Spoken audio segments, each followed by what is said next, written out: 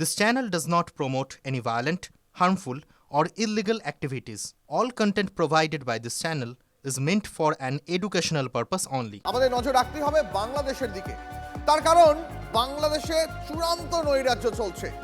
এবার বাংলাদেশেরই রক গায়ক জেমসের শোয়ে হামলা চালালো মৌলবাদীরা। জেমসের শো চলাকালীনই ইট বৃষ্টির অভিযোগ। কট্টরপন্থীদের হামলায় আহত অন্তত 30 জন। ছবি দেখাবো আপনাদের। ফরিদপুরে অনুষ্ঠানের মধ্যে গান থামিয়ে দিল মৌলবাদীরা। এই গান গাওয়া যাবে না, হুমকি দিল মৌলবাদীরা। মৌলবাদীরা মঞ্চে উঠে পড়লো, মঞ্চ দখল নিল, এমনটাই অভিযোগ করছেন আয়োজকরা। কোনো ক্রমে মঞ্চ থেকে নেমে আসতে পারেন জেমস নিজে। একটি স্কুলের বার্ষিক অনুষ্ঠানে পারফর্ম করছিলেন জেমসকে আপনারা নিশ্চয়ই চেনেন। বলিউডেও একের পর এক সুপারহিট গান গেয়েছেন এবং ওপার বাংলায় তো অবশ্যই অত্যন্ত জনপ্রিয়। শিল্পীর শারীরিক কোনো ক্ষতি হয়নি, কিন্তু বাংলাদেশে আর গান করবেন না বলে এর আগেই ঘোষণা দিয়েছেন রশিদ পুত্র আরমান খান। আমাদের প্রতিনিধি সুমন আমাদের সঙ্গে রয়েছেন এই মুহূর্তে।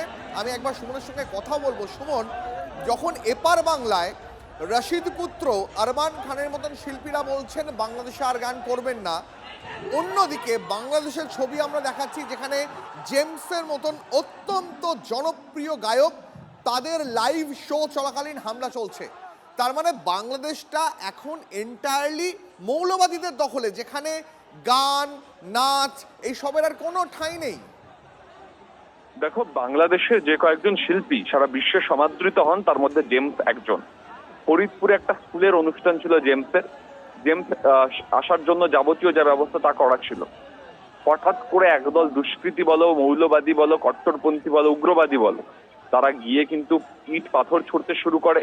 পরবর্তীকালে দেখা যায় মুখে কাপড় বেঁধে হাতে মোটা মোটা সাদা লাঠি নিয়ে লন্ডভন্ড করে বেড়াচ্ছে এই যেখানে হবার কথা ছিল প্রোগ্রাম, সেই জায়গাটা, স্কুলের অংশটা। এবং এখান থেকে একটা বিষয় পরিষ্কার হয়ে যাচ্ছে, বাংলাদেশ গত কয়েক মাস বা গত বছর ধরে যে নিপীড়নের শিকার হচ্ছে, যেভাবে বাংলাদেশে এই পরিস্থিতিগুলো তৈরি হচ্ছে, তাই ধারাবাহিকতা বজায় থেকেছে জেমসের ক্ষেত্রেও, এবং তারপরে অনুষ্ঠান বন্ধ হয়ে যায়। ফলে স্বাভাবিকভাবেই প্রশ্ন উঠছে যে বাংলাদেশ কি তার শিল্প সংস্কৃতি থেকে একেবারেই দূরে সরে যাচ্ছে? এই প্রশ্ন কিন্তু উঠছেই। একেবারেই তাই। সুমন, অনেক ধন্যবাদ তোমাকে। দেখুন, আপনাদের আরো একবার জানিয়ে রাখি, শুধুমাত্র জেমসের অনুষ্ঠানেই তো নয়, ইউনুসের জমানায় নৈরাজ্যের বাংলাদেশে একের পর এক শিল্পীর উপরে, সংস্থার উপরে হামলা হয়েছে, ধ্বংস করে দেওয়া হয়েছে, হারমোনিয়াম ভেঙে আছড়ে ফেলে দেওয়া হয়েছে। বাংলাদেশের অ্যাকচুয়ালি আর কিছু হতে পারবে না। তো এই জিনিসটা আমাদের একসেপ্ট করে নিতে হবে যে এটা হবে। ওখানে যেই যাবে, চায় ওদেরই লোক কেন না হোক, ওদেরকেও ওরা ওই ট্রিটমেন্টই দেবে যেটা ওরা বাকিদের দিচ্ছে। তো ওখানে একটা আর্টিস্ট বা কোনো মানুষের কোনো ভ্যালিউ নেই, না রেসপেক্ট আছে। তো বাংলাদেশের মতন দেশ থেকে আর আমরা কি এক্সপেক্ট করতে পারি? এরা যখন এরম সংস্কৃতিকেই অ্যাটাক করে, এটার মানে এটাই আমরা দেখতে পাচ্ছি যে ওদের কোনো কালচারাল ভ্যালিউজ নেই, ওই দেশের কালচারাল ভ্যালিউ নেই কোনো। আর যখন কোন একটা দেশের কালচারাল ভ্যালিউ হয় না, তো ওরা অ্যাটাক করবে, সংস্কৃতিকেই অ্যাটাক করা হবে। কেন কি ওদের জীবনে ঠিক করে শেখানো হয়নি যে কালচার জিনিসটা কি হয়। কালচারাল ভ্যালিউ যেটা আমরা বলি, হ্যাঁ, ওরা ভ্যালিউটা জানে না ওই দেশটা। ফলে ওরা শুধু একটাই জিনিস জানে, শুধু মারকাট করতে হবে। আমাদের লিডার যা আছে বা ওদের যা বাংলাদেশের যা লিডার ফিডার আছে, ওরা যা যে রেটে ওরা যেভাবে বলছে ওরা তাই করছে, সিম্পল অ্যাজ দ্যাট। জানেন তো, এই জেমসের লাইভ শোতে যারা হামলা চালালো, যারা গান করতে দিল না জেমসকে, যারা মঞ্চ থেকে জোর করে জেমসকে নামিয়ে দিল, এদের দীর্ঘদিন ধরে লালন পালন করেছে এই মোহাম্মদ ইউনুসের সরকারি। এদের তোল্লাই দিয়েছে। আর আজ নিজের পাতা ফাঁদেই প্যাঁচে পড়তে চলেছেন ধান্দাবাজ ইউনুস। হাদির খুনের বিচারের দাবিতে আরো তীব্র হচ্ছে আন্দোলন। হাদির হত্যাকারীদের গ্রেপ্তার করতে হবে, এই দাবিতে ঢাকায় রাতভর বিক্ষোভ চলল। দিনভর শাহবাগে আজও ধর্ণা অবস্থান চলছে। একেবারে ইউনুস সরকারকে ডেডলাইন বেঁধে দিয়েছে এই ইনকিলাব মঞ্চ। বলেছে হাদিরকে যারা হত্যা করেছে, হাদির যারা হত্যাকারী, তাদের গ্রেপ্তার না করতে পারলে ইউনুসকে গদি ছাড়তে হতে পারে। ইউনুসের বাসভবন ঘেরাও করার হুঁশিয়ারি দিয়ে রেখেছে এই আন্দোলনকারীরা।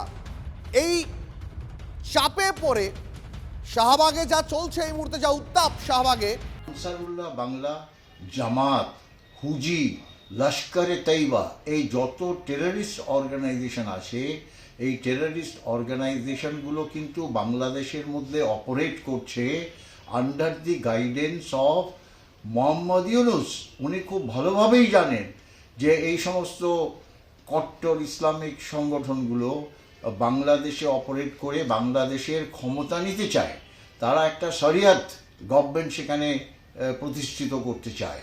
অবভিয়াসলি এই যে আনসারুল্লাহ বাংলার লিডারকে বলছি যে এরা অ্যারেস্ট করা হয়েছে, ধরা হয়েছে 3 মাসের জন্য, এগুলো হচ্ছে ফেক, এগুলো একটা ফ্রন্ট দেখাবার জন্যে। এই যে হত্যা হলো যে বাংলাদেশের হাজিকে, ওসমান হাজি, সেখানে আমার যতদূর মনে হয় যে it is a inside plan, যার মধ্যে বাংলাদেশের সো কল্ড যে নোবেল লরেট তার এখানে তুমি জানেন ব্যাপারটা কীভাবে একে হত্যা করে একে সরিয়ে দাও। মোহাম্মদ ইউনুস অতি ওতপ্রোতভাবে যুক্ত বাংলাদেশে যে ঘটনাগুলো হচ্ছে, স্পেশালি হিন্দু অ্যান্ড মাইনরিটিকে সেখানে একটা জেনোসাইড করে বাংলাদেশ থেকে সরিয়ে দিয়ে বাংলাদেশের মধ্যে একটা কট্টর ইসলামিক সংগঠনের গভর্নমেন্ট সেখানে সৃষ্টি করার।